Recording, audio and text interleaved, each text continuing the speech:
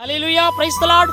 ஆண்டவராகிய இயேசு கிறிஸ்துவினுடைய ஒரு மகிமையான ஒரு நாள் தான் இந்த சனிக்கிழமை. கடவுளுடைய பரிசுத்தமான ஓய்வு நாள்னு பைபிள் சொல்லுகிறது. வாரத்துக்கு 6 நாள் தான் தேவனாகிய கர்த்தர் நாம் பார்த்து கொண்டிருக்கக்கூடிய இந்த வானம், இந்த பூமி, இந்த மலை, புல் பூண்டு, தாவரங்கள், உயிரினங்கள், மனிதன் எல்லாத்தையுமே உருவாக்குவதற்கு, படைப்பதற்கு இந்த 6 நாளை பயன்படுத்திய ஒரு தெய்வம் 7வது நாள் எதையுமே படைக்கல, எந்த ஒரு காரியத்தையும் படைக்கல. ஒரு பிளஸ்ஸிங்குக்காக 7வது நாளை கர்த்தர் பயன்படுத்தினார். Only blessing. 7வது நாளில் கர்த்தர் ஓய்ந்திருந்து மனித குலத்தை ஆசீர்வதித்து மனிதனை பரிசுத்தமாக்குகிறாராம். ஸோ இந்த ஓய்வு நாள், இந்த சனிக்கிழமையில மனிதனை ஆசீர்வதித்து பரிசுத்தமாக்குகிறதற்காகவே இந்த ஓய்வு நாள். அதான் மார்க்கு புஸ்தகம் 2வது அதிகாரம் 27வது வசனம் தெளிவா சொல்லும். மனுஷன் ஓய்வு நாளுக்காக உண்டாக்கப்படல, ஓய்வு நாள் மனிதனுக்காக உண்டாக்கப்பட்டது, நமக்காக உண்டாக்கப்பட்டது தான் இந்த ஓய்வு நாள். மனிதனுடைய பிளஸ்ஸிங்குக்காக தேவனாகிய கர்த்தர் படைத்தது தான் இந்த ஓய்வு நாள். எவ்வளவு ஒரு மகிமையான ஒரு தேவன் பாருங்க. மனிதன் குலத்தை ஆசீர்வதிப்பதற்காகவே ஒரு நாளை ஸ்பெஷலா இந்த உலகத்துல உண்டாக்கி இருக்கிறார். அந்த ஒரு ஓய்வு நாளில் தான் மனித குலம் தன்னை தொழுது கொள்ள வேண்டும் என்று சொல்லி வானத்தையும் பூமியையும் படைத்த ஒரு தேவன் அந்த நாளை அதற்காக மனிதனுக்கு கொடுத்திருக்கிறார். இதை இன்றைக்கு மறந்தவர்களாய் நாம் கண் கண்டபடி வாழ்ந்து கொண்டிருக்கிறோம். நம்ம யார் படைத்தார் என்பதை அறியாமல் இந்த உலகத்தில் பயணம் செய்து கொண்டிருக்கிறோம். நாம் அறிந்து கொள்ள வேண்டும். எப்பொழுதுமே ஒன்றை யார் உருவாக்கினார் என்பது ரொம்ப முக்கியம். நம்மை கர்த்தராகிய இயேசு கிறிஸ்து படைத்தார் என்பதுதான் உண்மை. இயேசு கிறிஸ்துவை சிலுவையிலே அறைந்தார்கள் என்பது எல்லோருக்குமே தெரிந்த ஒரு உண்மை. நம்முடைய எல்லாருடைய பாவங்களை மன்னிப்பதற்காக தான் இந்த பூமிக்கு மனித அவதாரமே கர்த்தர் எடுத்து வந்தார். ஆனால் மனிதன் அவரை சிலுவையிலே அறைவதற்கு 2 முக்கியமான குற்றங்களை வைத்தார்கள். ஒன்று, அவர் பாவங்களை மன்னித்து தேவனுக்கு தம்மை சமமாக்கினார். ஏன்னா மனிதனுக்கு பாவங்களை மன்னிக்கக்கூடிய அதிகாரம் கடவுளுக்கு மட்டும்தான் உண்டு. அப்ப ஆண்டவராகிய இயேசு கிறிஸ்து கடவுள் ரூபத்துல வரல, மனித ரூபத்துல வந்துட்டாரு. மனித ரூபத்துல வந்து அவர் பாவங்களை மன்னிக்கிறார். அதை மனுஷனால ஏற்றுக்கொள்ள முடியல. மரித்தவனையே உயிரோடு எழுப்புகிறார். மனிதனால ஜீரணிக்க முடியல.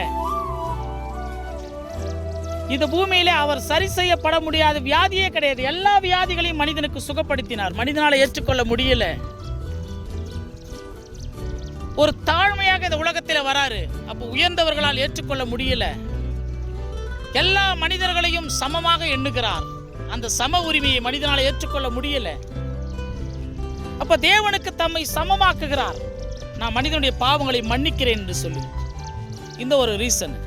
2வது முக்கியமான ரீசன், இன்றைக்கு ஓய்வு நாள் சனிக்கிழமையில இந்த ஓய்வு நாள்ல ஒரு கட்டளையை அவர் மீறினார் என்ற ஒரு பழி அவருக்கு உண்டு. என்ன தெரியுமா? ஓய்வு நாள்ல யாருமே எந்த வேலையும் செய்ய மாட்டாங்க, அடுப்புல சமைக்க மாட்டாங்க. முழுக்க முழுக்க கர்த்தருடைய கட்டளைகளையும் நியாயப்பிரமாணங்களையும் உபதேசங்களையும் கடவுளை பற்றிய தியானம் செய்து அவருடைய மகத்துவங்களையும் அதிசயங்களையும் பற்றியும் இந்த நாள்ல பேசிக்கொண்டே கர்த்தருக்காகவே வாழ்வாங்க. எந்த ஒரு வேலையும் செய்ய மாட்டாங்க. அப்படி இருந்த ஜனங்கள் மத்தியில் இயேசு கிறிஸ்து இந்த பூமியிலே வந்த பிறகு ஓய்வு நாள் தோறும் சபைக்கு செல்றாரு.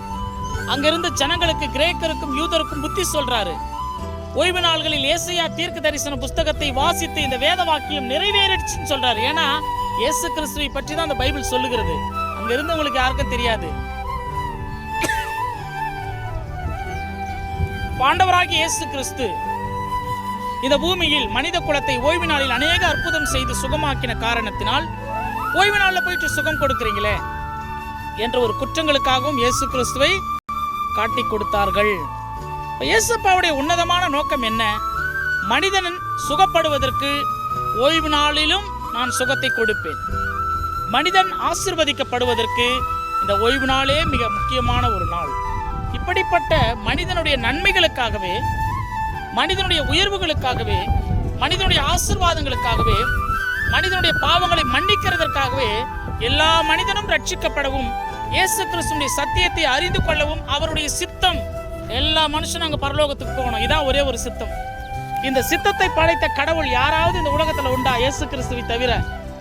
இயேசு கிறிஸ்து மட்டுமே உன்னதமான கடவுள் என்பதனால் அவர் எல்லா ஜனங்கள் மீதும் அன்பு செய்தார். ஆகவே இந்த ஓய்வு நாள் மனிதனுடைய பாவங்களை மன்னித்து ஆசீர்வதிக்கும் ஆண்டவராகிய இயேசு கிறிஸ்து அவருடைய ஸ்பெஷலான ஒரு தினத்தில் கர்த்தர் நம் அனைவரையும் ஆசீர்வதிப்பாராக, எல்லோரையும் ரட்சிப்பாராக. இந்த வசனத்தை கேட்கக்கூடிய ஒவ்வொருவரையும் கர்த்தர் குடும்பத்துடன் ஆசீர்வதிப்பாராக. நாளைய தினத்தில் வேறொரு தேவ செய்திகளோடு நான் உங்கள் காட் சர்வன்ட் சகரியா சதீஷ்குமார்.